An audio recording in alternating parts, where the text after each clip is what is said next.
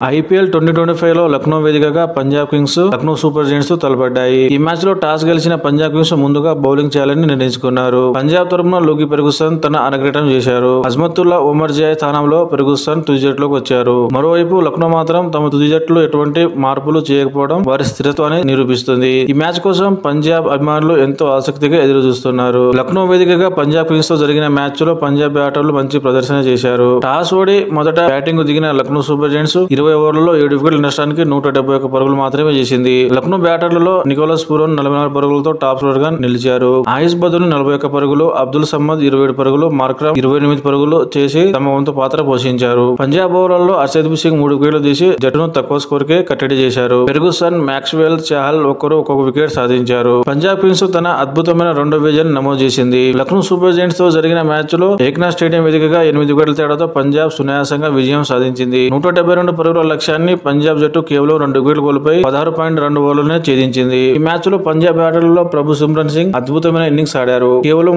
34 బంతుల్లో 9 ఫోర్లు, 3 సిక్సర్లతో 69 పరుగులు చేసి టాప్ స్కోరర్ గా నిలిచారు. అతనితో పాటు ఇంపాక్ట్ ప్లేయర్ వధేరా కూడా 25 బంతుల్లో 3 ఫోర్లు, 4 సిక్సర్లతో 43 పరుగులు నాట్అవుట్ గా నిలిచారు. అలాగే కెప్టెన్ శ్రేయస్ అయ్యర్ 52 నాట్అవుట్ కూడా మంచి ఫామ్ లోకి వచ్చారు. లక్నో బౌలర్లలో దిగ్విజయ్ మాత్రమే 2 వికెట్లు సాధించారు. దీంతో పాయింట్ల పట్టికలో పంజాబ్ సూపర్ కింగ్స్ రెండవ స్థానానికి ఎగబాకింది. ముఖ్యంగా చేజింగ్ మొదలుపెట్టిన పంజాబ్ బ్యాటర్లు ఏ దశలోనూ ఒదిగి గురి కాలేదు. ఆడుతూ పాడుతూ జట్టును విజయ తీరాలకు చేర్చారు. ఈ మ్యాచ్ లో బడోని మరియు రవి బిష్ణోయ్ బౌండరీ లైన్ వద్ద పట్టిన క్యాచ్ అయితే మ్యాచ్ హైలైట్ గా నిలిచింది.